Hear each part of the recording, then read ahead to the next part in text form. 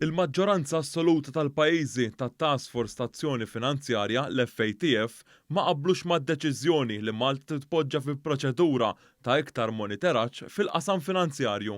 Dan ġie rrappurtat fuq it-Times tal-Ħadd li qalet kif sorsi qalu kif fl-aħħar ġimgħat stati mill-FATF innutaw ir-riformi li wettaq pajjiżna fil-ġlieda kontra l-kriminalità finanzjarja. Iżda dan l-appoġġ minn dawn il-pajjiżi tmajna minħabba l-Istati Uniti, ir-Renju Unit u l-Ġermanja. Intqal kif l-Amerika hija influenti ħafna fih dan din l-istituzzjoni globali. It-Times qalet kif sors fih dan l-FATF qal li l-istess FATF ma tieħux deċiżjoni bħal din ta' Malta b'vot jew skont ir-rieda tal-maġġoranza, iżda d-deċiżjoni tittieħed biqbil unanimu. Intqal ukoll kif meta pajjiżi kbar ma jaqblux mal-maġġoranza tgħaddi tagħhom xorta waħda.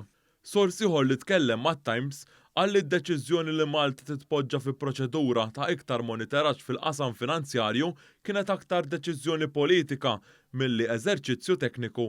Intant il-gazzetti Malta Today u l-Illum semmew l-aspett ta' evażjoni tat-taxxa. Il-Malta Today qalet kif fl-2019 id-Dipartiment tat-Taxxa kien għad baqalu jiġbor aktar minn biljun euro f'taxxi. Intqal kif din il-problema ma bdietx issa iżda ilha għaddejja għal 20 ta' snin. Il-Malta Today qalet kif id-deċiżjoni tal-FATF tista' tkun waħda ġusta minħabba x-xogħol siewi li sar fl-aħħar 18-il xahar.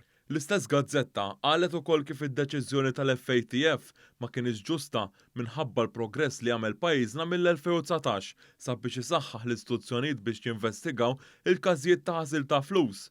Tal-istess fehma kien l-editorjal tal-Gazzetta llum li semma kif il-Gvern għamel riformi kbar fl-aħħar sena u nofs sabiex ikun miġġieled il-ħasil ta' flus u l-evażjoni tat-taxxa li dan kien rikonoxxut ukoll fir-rapport tal-Manival u l-FATF. L-editorjal tal-Illum u anke l-Malta Today imbagħad semmew kif Bernard Grech ma kienx ħallas eluf ta' euro dovuti f'taxxi. Biex tkompli taxxa, il-kap kurrenti tal-Partit Nazzjonalista kien investigat u mwissi mid-Dipartiment tat-Taxxi li ma ħallas it-taxxa dovuta għal snin sħaħ madwar 12-il sena u tella konta madwar 62,000 euro f'taxxa u vat mhux imħallsa. Xi ħaġa li sirtu tafuha mhux għax iddikjaraħħa hu, imma għax kixfitu din il-gazzetta. Kiteb l-editur tal-lum li żied jgħid li Bernard Grech mhux eżattament l-aktar persuna kredibbli fuq l-evażjoni tat-taxxa.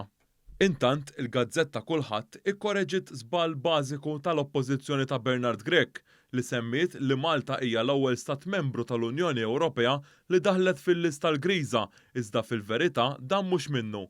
Fil-fatt 10 snin ilu il-Greċja tpoġġiet fi proċedura ta' aktar monitoraġġ u t-territorju Ċipriot Tork ta' Ċipru li huwa parti mill-Unjoni Ewropea ukoll kien iddaħħal f'din l-istess proċedura. Minn barra hekk 20 sena ilu kienet ittieħdet azzjoni f'dan ir-rigward mill-FATF fil-konfront tal-Ungerija waqt li din kienet fil-proċess li tidħol fl-Unjoni Ewropea.